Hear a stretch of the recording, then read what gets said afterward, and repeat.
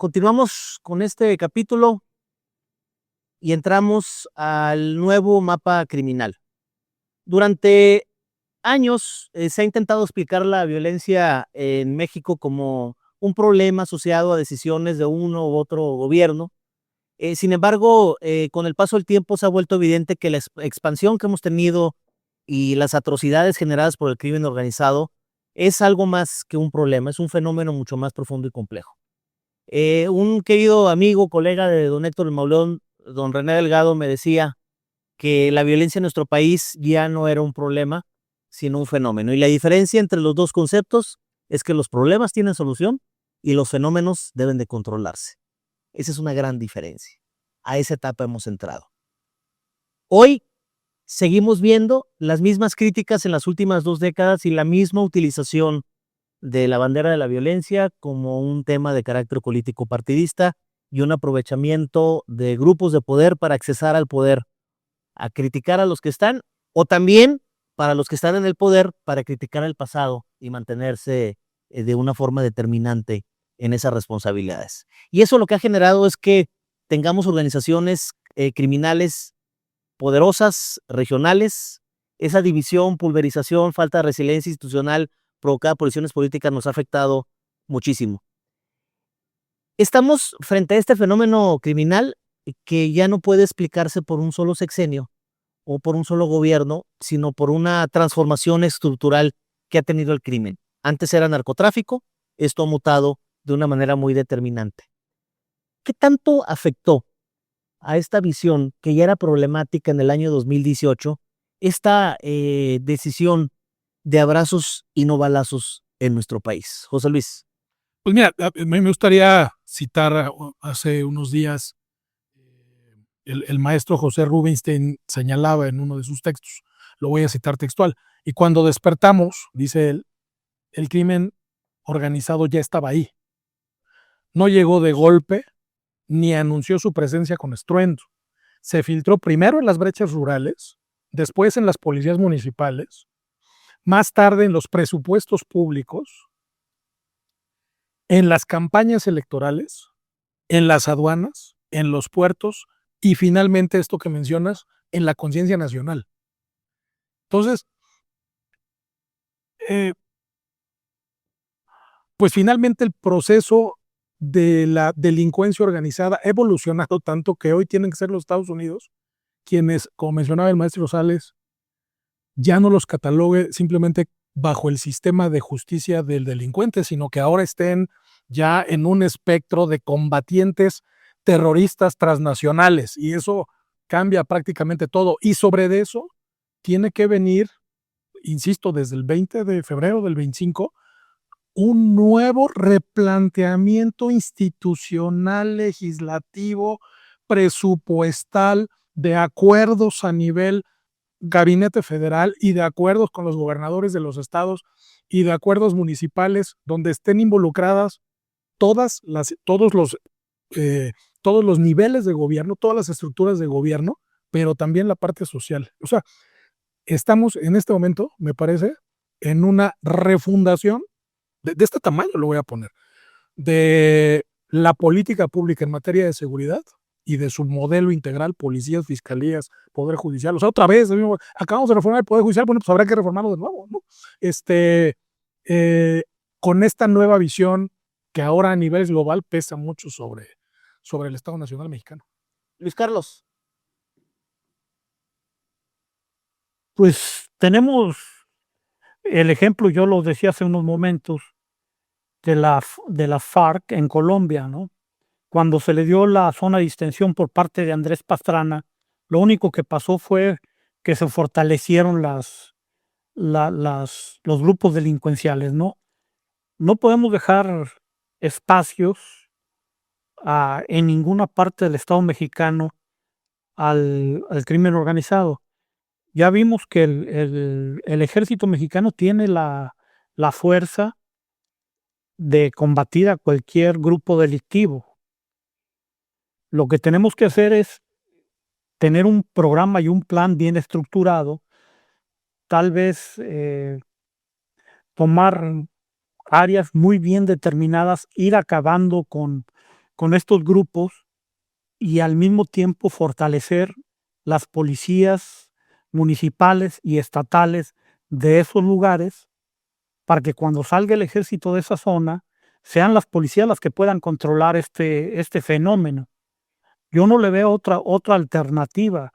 O sea, es ir fumigando áreas, zonas del estado, del país más bien, y al mismo tiempo ir trabajando con el fortalecimiento de las instituciones. Porque aquí, como decían, mandas 10,000, 20,000 soldados a una zona, se calma momentáneamente, pero cuando lo sacas, vuelve a accionar. ¿Por qué? Porque están ahí, siguen ahí y siguen con las mismas instituciones débiles. Entonces no podemos seguir con el mismo esquema y cargándole la mano a una sola institución como es el ejército. No tienen todo la capacidad en personal para cubrir todo el país. Yo creo que se tiene que ir estado por estado, área por área, y al mismo tiempo ir trabajando con un fortalecimiento de las instituciones locales. General, gracias. Gracias. Pues sí, y finalmente coincido con lo que dice Luis Carlos y con lo que se ha dicho. Y me voy a un antecedente que mencionaba él, lo de las FARC. 2017 se firman los acuerdos de paz. Se crean 31 zonas veredales de transición a la normalidad. Lo digo esto porque en toda esa época yo vivía allá, estuve allá. Y esas 31 zonas veredales de transición a la normalidad implicaba que iba el guerrillero con su arma, la entregaba y ya pasaba a ser ciudadano y ahí iban a tener una zona de sembradío, de vegetales naturales, no de otra cosa. Sí. Iba a tener una casita en todo eso, ¿no? Y eso ahí va. En esa época, aproximadamente 7,000 transitaron a la normalidad, pero el Estado no les cumplió. No era la casita y una zona de sembradío para sus plantas y todo. No era una galera con capacidad para no sé cuántas personas sin condiciones difíciles. Entonces muchos dijeron, no, mejor me regreso, al fin que allá tienen enterrados o aún tienen enterrados los armamentos, ¿no? Mejor me regreso y otra vez me vuelvo a armar. Entonces, de esos 7,000 que transitaron a la normalidad, 2 años después, fines del 2018, 3,000 ya habían regresado otra vez a la clandestinidad. Entonces, y lo que dice la teoría, un espacio de poder que no es ocupado, alguien lo va a ocupar. Hoy es el clan del Golfo allá. Hoy es el clan del Golfo. Entonces, tiene que estar ahí. Pero bueno, antes decía Alberto, antes narcotráfico, hoy delincuencia organizada. Es resultado nuevamente del poder corruptor. Yo soy el más grande de aquí en edad y me tocó en grado. Me tocó en los años 80 estar en el estado de Sinaloa y no pasaba nada, andábamos y encontrábamos un plantío, por eso se llamaba erradicación de nervantes, erradicación y destrucción. Encontramos un plantío y los delincuentes, en ese tiempo eran agricultores, huían, no confrontaban a la autoridad. Como que había reglas, no sé qué pasaba, pero yo no pasaba eso. Pero fue evolucionando de rechazo a la autoridad por ese poder corruptor. Y entonces ahora ya no es nada más narcotráfico, ya es delincuencia organizada, el cobro de piso, la extorsión que sigue rampante en todas partes, de donde todo lo que sea de procesos productivos. Entonces el nuevo mapa criminal hoy día, pues está, como lo decía don Héctor, atomizado por todo el país. Y no hay que perder de vista el estado de Guerrero, que tiene mucha complejidad y no se ha hablado de algunos grupos que están ahí, muy complejos. Vamos. A ver, mira, crimen organizado y Estado son dos realidades como vasos comunicantes.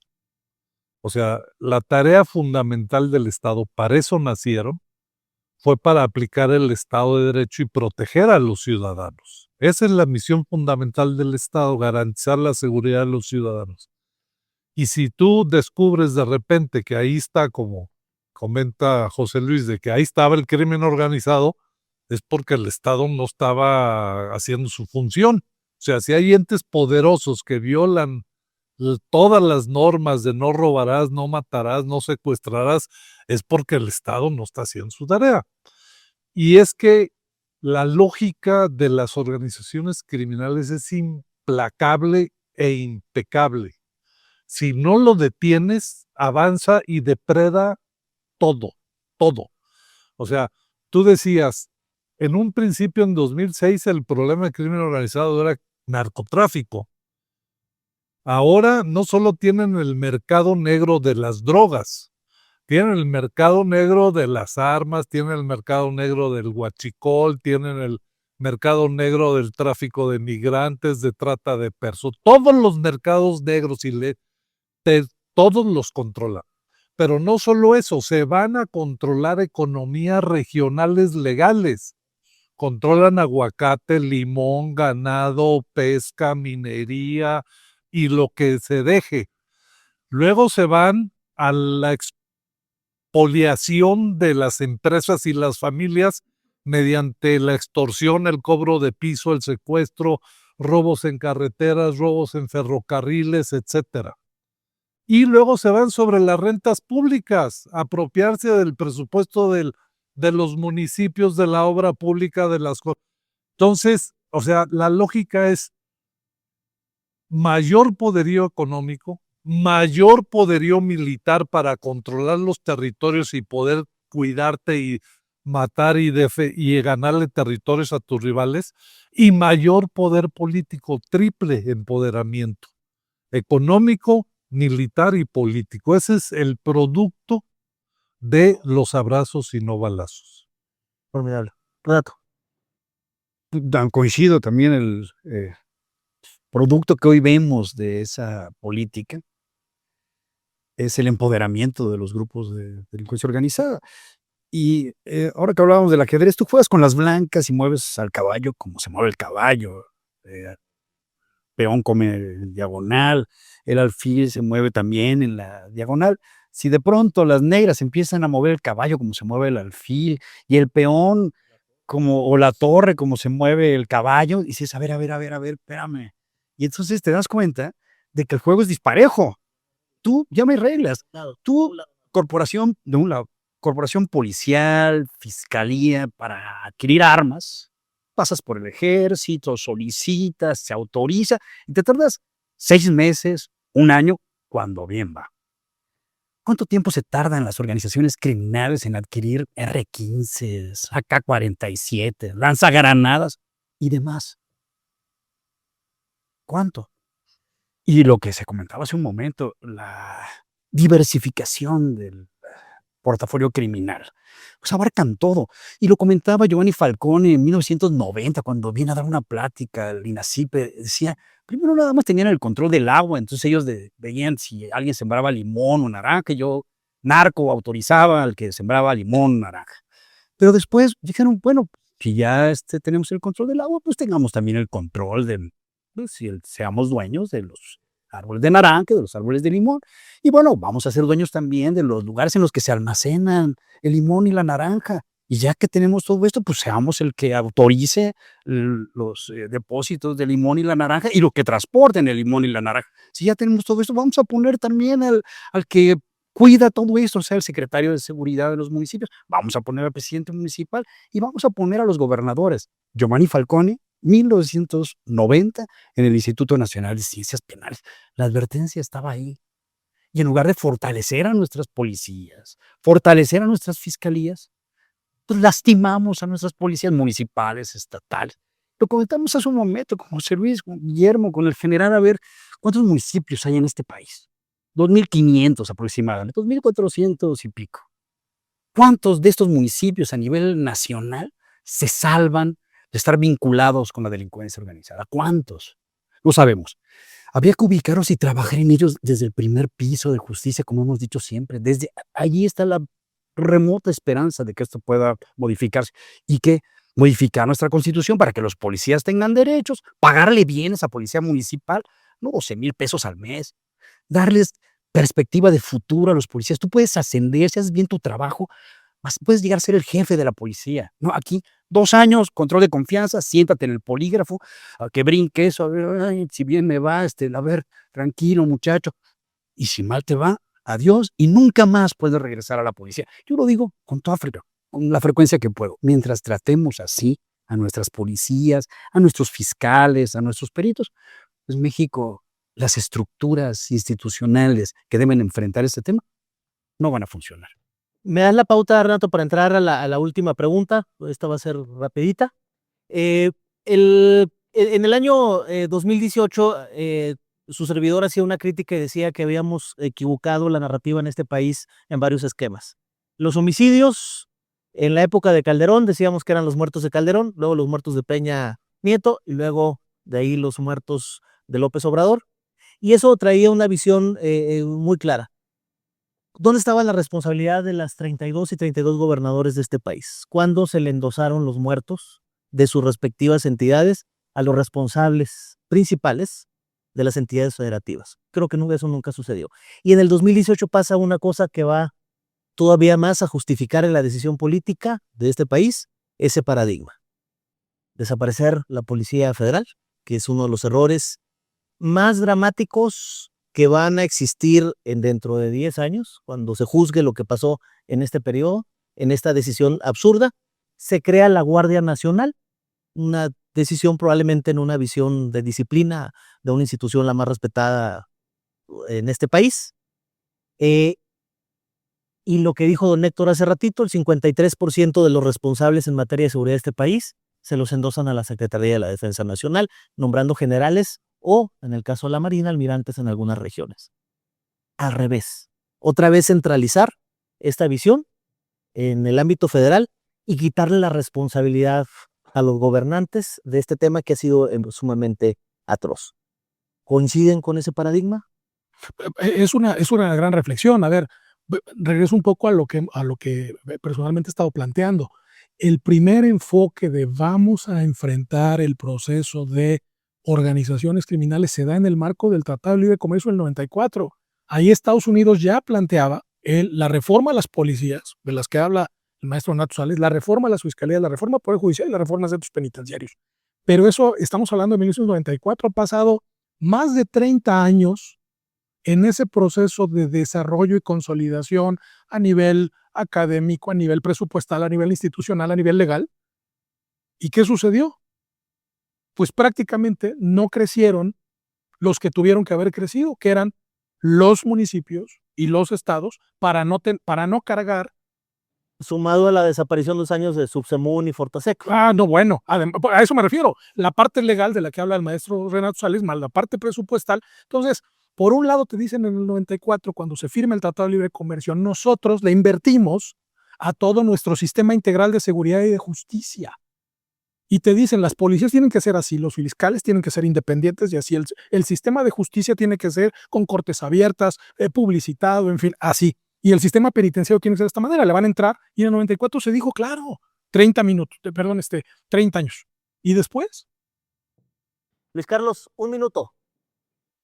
Minuto, es complicado. En lo personal te puedo comentar que es muy cómodo mandar la responsabilidad a otros. Está claramente estipulado en los códigos penales de cada estado el homicidio.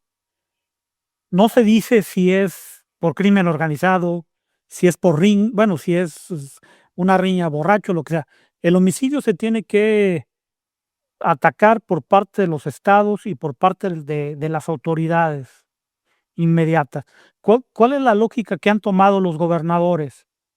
El homicidio principalmente está siendo por crimen organizado, y el crimen organizado es responsabilidad de la federación. Y eso es un sacudirse la responsabilidad de una forma por demás irresponsable. Ellos son los primeros que tienen que mantener la paz en los estados y no lo están haciendo, ¿sí? Entonces, ahí hay una irresponsabilidad que la federación no se las ha hecho ver y es muy cómodo para ellos, pues, sacudirse las manos y decir, pues, el crimen organizado es tu responsabilidad. General, gracias Luis Carlos. Gracias, pues yo quiero comentar un tema muy, creo, interesante. La seguridad pública no se debe de politizar. Ese es el gran problema que hay, que encuentro unos 2,000, hace rato lo decían, 2,500 policías mal armadas, que no es gente que apenas escasamente sabe leer y escribir, mal adiestradas, que nada va a un curso de 2 meses y ahí. Encuentro uno policías estatales que no tienen servicio de carrera. Alguien puede ser un mando regional de una región de una entidad y al día siguiente ir atrás en la batea de una camioneta, porque no hay carrera. Pero la misma ley lo limita. Algunas leyes estatales dicen, no puedes crecer a más porque no hay presupuesto para tantos comisarios, para tantos. Entonces, cuando se tiende a politizar la seguridad pública, pero sobre todo, más que politizar, el presupuesto no se debe politizar, porque eso es lo que limita el desarrollo, ni siquiera el crecimiento, el desarrollo de las policías municipales y que sirva de base para las estatales y el otro concepto de ojalá hubiera una policía nacional. Bien, un minuto. En la misma línea, o sea, partidizar y politizar el tema de seguridad ha sido lo peor que nos ha. Estamos empezando el 4º sexenio con el problemón de inseguridad y violencia.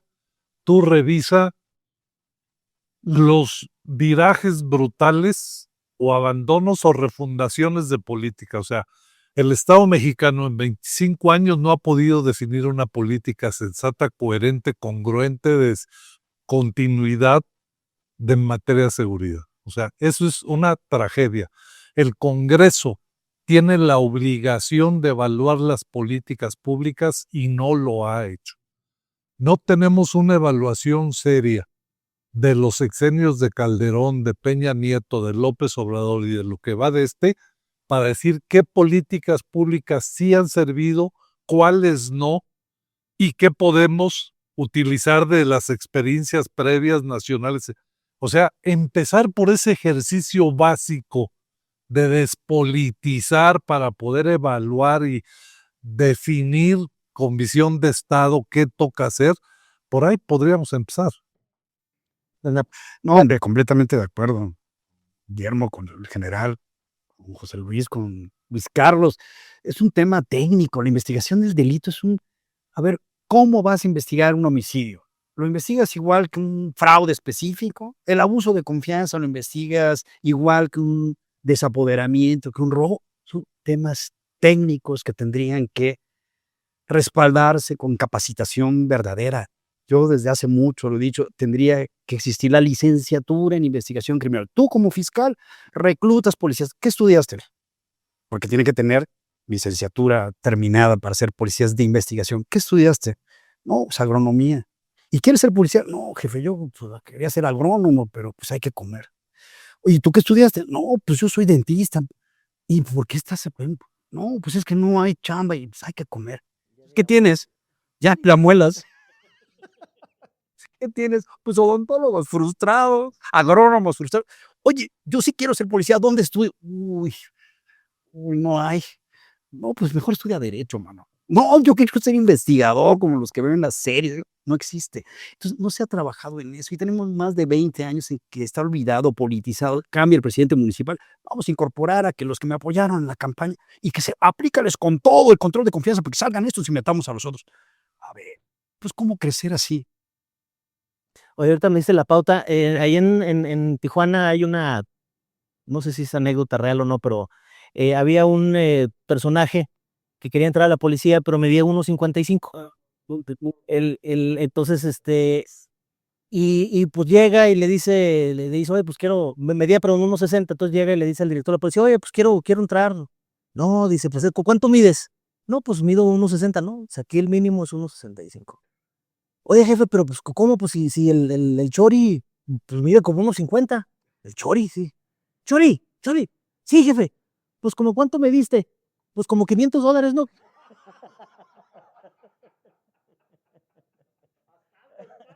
Adelante, don Héctor. ¿Dónde? ¿Cuánto me diste? Pues como $500. No, hay un desde luego, creo que le están dando al clavo en un problema, que es los gobernadores se desentienden diciendo esto es delito federal.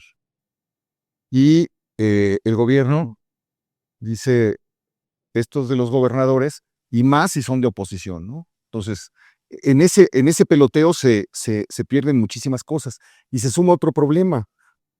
Van 4 sexenios, estamos en 4 sexenios de la violencia desatada y según el sexenio, pues bájenle a la violencia, no lo mencionen, no hablen de esto, va a ser un acuerdo. Como si cambiara la narrativa, desapareciera la realidad. No, pues lo desvías. Entonces ahí se están echando la pelotita entre el gobierno federal y los gobiernos estatales.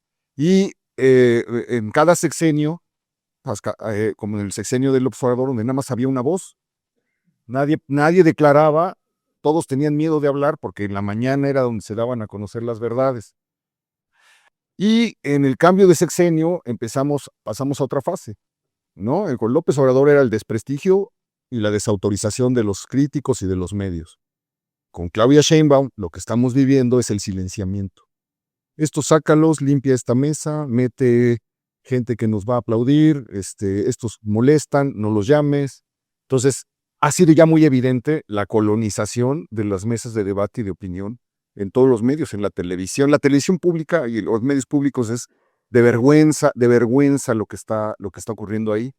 Y es parte del problema, que es parte de lo que nos impide llegar a una comprensión y también a una solución. Se van encimando distintos niveles de conflicto. Luego, lo señalaba Luis Carlos, quienes desempeñan un cargo público no tienen ninguna garantía de que su vida estará a salvo en cuanto terminan su gestión. Entonces, se enfrentan a las peores mafias del crimen organizado, la están descabezando y desarticulando. No le gusta al gobernador, o no le gusta al presidente, o no le gusta al secretario. Pues ahí nos vemos, pídele la renuncia y se sale caminando, manejando su coche. Entonces, si a eso se suma el problema de los malos sueldos a los policías, maltratos a los policías, Renato Sales lo decía, si sale mal, es culpa mía, si sale bien es un éxito del gobierno. Está metido ese problema dentro de las... Entonces, es otra zona de lo que no se puede o de lo que no se ha resuelto, ¿no? Excelente. Con esto terminamos este capítulo y los esperamos al siguiente, capítulo 4, cárteles como organizaciones terroristas. Muchas gracias.